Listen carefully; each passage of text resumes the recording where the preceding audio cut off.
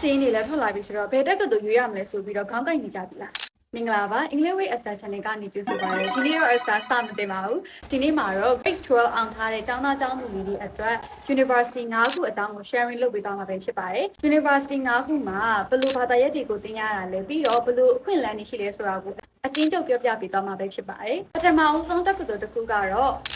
YUFL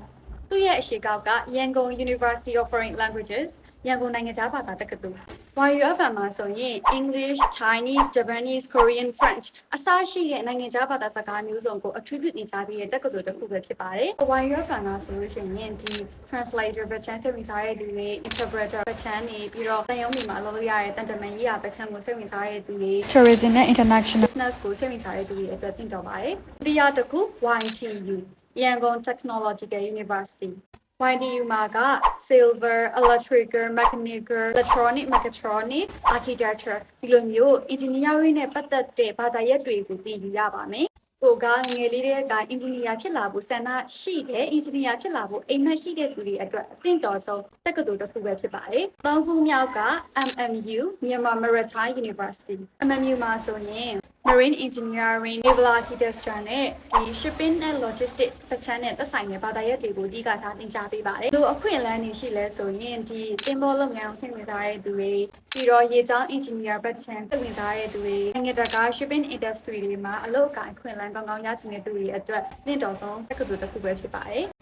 နောက်ဆုံး University နှစ်ခုက WYTU နဲ့ TTU ပဲဖြစ်ပါတယ်။ WYTU ရဲ့အရှိကောက်က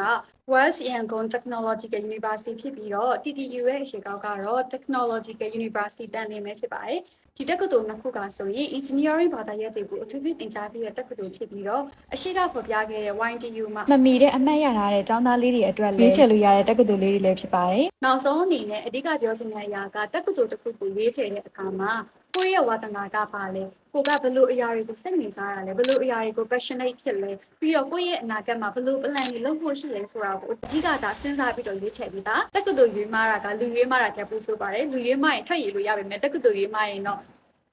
အချိန်ကြီးကြာကြီးဖြစ်သွားနိုင်ပါတယ်။ဒါကြောင့်မို့လို့တက္ကသိုလ်ရွေးရဲ့အခါမှာတတိချာချာရွေးဖို့အတွက်အကြံလေးပေးစင်ပါတယ်။ကြည့်ဒါဆိုလို့ရှိရင်ဒီဗီဒီယိုလေးကိုကြည့်ပြီးတော့ကိုကဘယ်လိုအရာကိုစိတ်ဝင်စားရလဲကိုစိတ်ဝင်စားတဲ့တက္ကသိုလ်မှာဘယ်လိုမျိုးဘာသာရပ်လေးတွေကိုသင်ရမယ်ဆိုတာကိုအချင်းချုပ်လေးဖော်ပြပေးသွားတာပဲဖြစ်ပါတယ်။ဒါဆိုရင်ကိုတက်ချင်တဲ့တက္ကသိုလ်လေးကိုအမှန်ကန်ကန်ရွေးချယ်နိုင်ပါစေလို့ဆုတောင်းပေးလိုက်ပါတယ်။ဒီနေ့ကတော့ဒီလောက်ပါပဲ။ Bye bye